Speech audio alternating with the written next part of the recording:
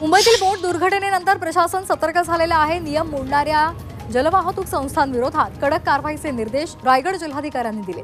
Life jacket, torch, floating रोप असं सर्व साहित्य बोटींवर ठेवण्याच्या सूचनाही करण्यात आल्या।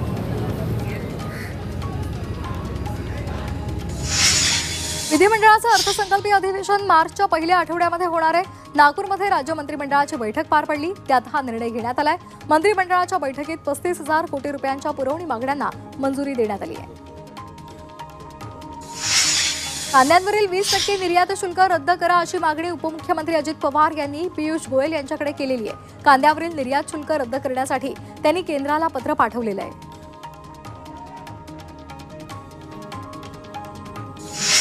अजित पवार यांना काही लोक परमनंट उपमुख्यमंत्री म्हणतात, मात्र माझ्या तुम्हाला शुभेच्छा आहेत। तुम्ही कधीतरी मुख्यमंत्री व्हाल अशी इच्छा मुख्यमंत्री देवेंद्र फडणवीसांनी बोलून दाखवली। विधानसभेत ते बोलत होते।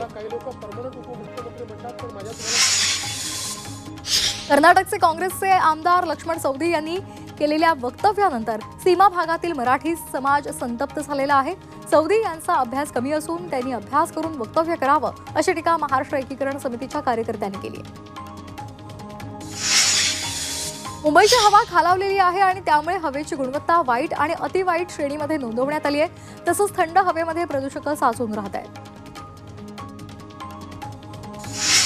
ठाण्यातील सर्व कर संकलन केंद्र सुट्टीच्या दिवशी सुरू राहतील। मालमत्ता कर वसुलीची कारवाई अंतिम टप्प्यामध्ये आलेली आहे आणि त्यामुळे ठाणे पालिका क्षेत्रातील नागरिक त्याचा मालमत्ता कर प्रभाग कार्यालयामध्ये येऊन भरणा करत आहेत। यासाठी कर संकलन केंद्र दररोज सुरू ठेवली जाणार आहे। तसंच सर्व करदात्यांना मालमत्ता कर भरण्याचं आवाहन सुद्धा करण्यात आले।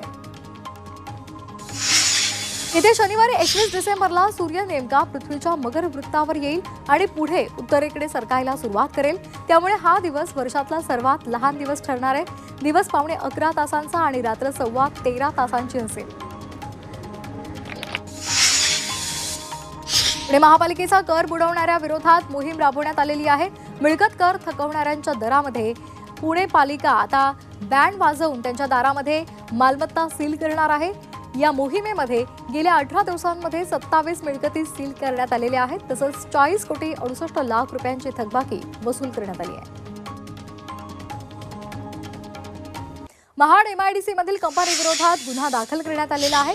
कंपनीमध्ये झालेल्या स्फोटामध्ये 10 कामगार किरकोळ जखमी झालेत, तर कंपनीमधील स्फोटाबाबत पोलिसांना चुकीची माहिती दिल्यामुळे कंपनीवर कारवाई करण्यात आली आहे। सांगलीच्या शासकीय रुग्णालयातील ऑक्सिजन पाईप चोरी प्रकरणी स्वाभिमानी स्वराज्य सेना संघटनेनं आंदोलन केलं। उच्चस्तरीय चौकशी समिती नेमावी, रुग्णालयामध्ये कायमस्वरूपी होमगार्ड नेमणूक करावेत, त्याचबरोबर ऑक्सिजन प्लांट उभारणी प्रकरणाची चौकशी करावी या मागण्यांसाठी हे आंदोलन करण्यात आले। भुजबळ आणि पडळकरांना राज्य मंत्रिमंडळातून वगळल्यामुळे पुण्याच्या इंदापूरमध्ये आंदोलन करण्यात आले। यावेळी कार्यकर्त्यांनी जोरदार घोषणाबाजी करत सरकारचा निषेध नोंदवला। म्हाडा MIDC मध्ये प्रदूषण नियंत्रण मंडळानं 106 कंपन्यांना वॉर्निंग नोटिसा बजावलेल्या आहेत। काही कंपन्या सांडपाणी थेट नदीपात्रामध्ये सोडतात। रात्रीच्या वेळी अपायकारक धूर हवेमध्ये सोडला जातो। यावर सावित्री बचाव समितीनं तक्रारी केलेल्या होत्या। आता या कंपन्यांकडून खुलासा मागवण्यात आलाय। नवी मुंबईमध्ये आजपासून कुलगुरू परिषद सुरू होणार आहे। उच्च शिक्षणातील सुधारणांवर परिषदेमध्ये चर्चा होईल। DY पाटील विद्यापीठामध्ये ही 2 दिवसांची परिषद भरवण्यात आली आहे आणि त्यासाठी देशातील जवळपास 130 कुलगुरू सहभागी होतील। पंढरपुरात अवैध वाळू खनन करणाऱ्यांवर मोठी कारवाई करण्यात आली आहे। गोपाळपूरमधील भीमा नदी पात्रामध्ये अवैध वाहतूक करणाऱ्या 3 वाहनांवर महसूल पथकानं कारवाई केली आहे, मात्र या कारवाईमधील आरोपी फरार झाले। गोंदियामधील बाई गंगाबाई स्त्री रुग्णालयामध्ये तंबाखू मुक्त युवा अभियानाअंतर्गत मोहीम राबवण्यात आली आहे। या मोहिमेमध्ये रुग्णालयाच्या आवारात तंबाखू आणि गुटखा सेवन करणाऱ्या 13 जणांवर कारवाई केली आहे। तसंच या कारवाईमध्ये 1000 रुपयांचा दंडही वसूल झाला आहे। मध्य रेल्वेच्या प्रवाशांची तिकिटांसाठी QR कोडला पसंती मिळते। दररोज सरासरी 45,000 तिकीटं या प्रणालीद्वारे काढली जात आहेत। QR कोडद्वारे तिकीट काढणं हे सोयीचं असल्यामुळे वापरणाऱ्यांची संख्या दिवसेंदिवस वाढते।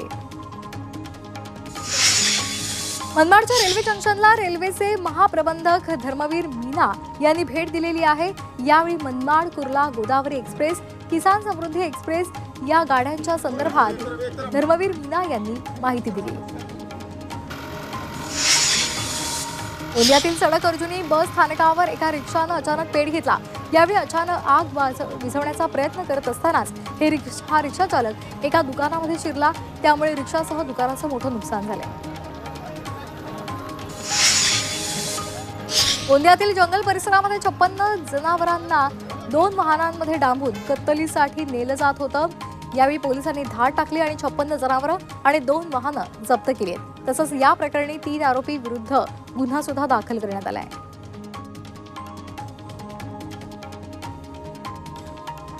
रायगड जिल्ह्यामध्ये भात शेतीला अच्छे दिन आलेले आहेत। कृषी विभागाने केलेल्या सर्वेक्षणानुसार जिल्ह्यामध्ये यंदा सरासरी प्रति हेक्टरी 30 क्विंटल भाताचं उत्पादन होईल असा अंदाज गेल्या 20 वर्षांमध्ये भाताचं क्षेत्र 35,000 हेक्टरनं घटलेलं आहे।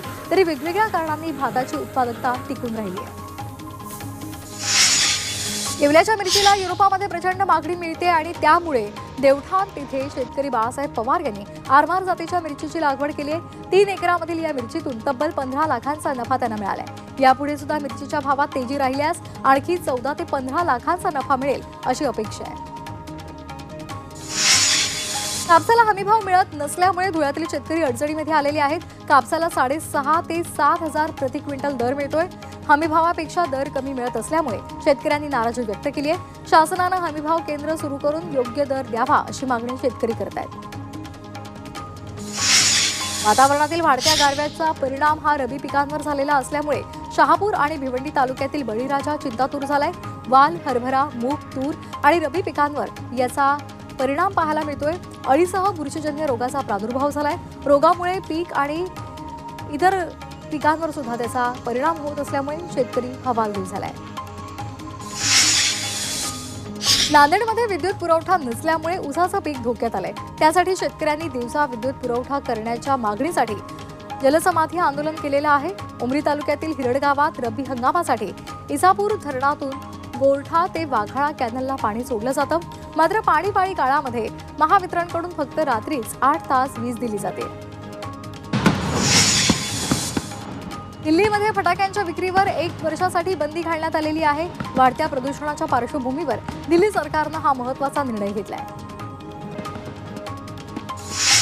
जम्मू काश्मीरच्या कुलगाममध्ये भारतीय सैनिकांनी दहशतवाद्यांना जोरदार प्रत्युत्तर दिले। भारतीय सैन्याच्या हल्ल्यामध्ये 5 दहशतवाद्यांना कंठस्नान घालण्यात आलेलं आहे, तर चकमकीमध्ये लष्कराचे 2 जवान जखमी झाले।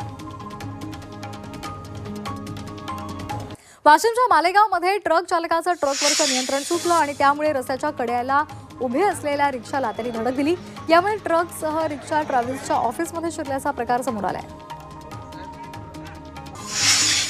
नागपुरातील कपिलनगरमध्ये दरोडेखोरांनी एका कुटुंबातील 5 सदस्यांना शस्त्रांचा धाक दाखवून 5 लाखांची रोकड आणि सोन्याचे दागिने आणि 6 मोबाईल्स लुटलेले आहेत। आरोपींनी कुटुंबातील राजेश पांडे यांना बंधक बनवून आपल्या स्कॉर्पिओ गाडीतून ते घेऊन गेले आणि त्यानंतर त्यांना रिंग रोडवर सोडून पोबारा केला। मालेगावमध्ये मंत्री दादा भुसे यांचे पुत्र आविष्कार भुसे यांचा गो तस्करांच्या वाहनानं अपघात केलेला आहे। आविष्कार भुसे आपल्या मित्रांसह मालेगावमध्ये परतत असताना हा अपघात झाला। यावेळी संशयित गो तस्करांनी भुसेच्या गाडीला ओव्हरटेक करत त्यांच्या गाडीच्या बोनेटवर रॉडनं हल्ला केला।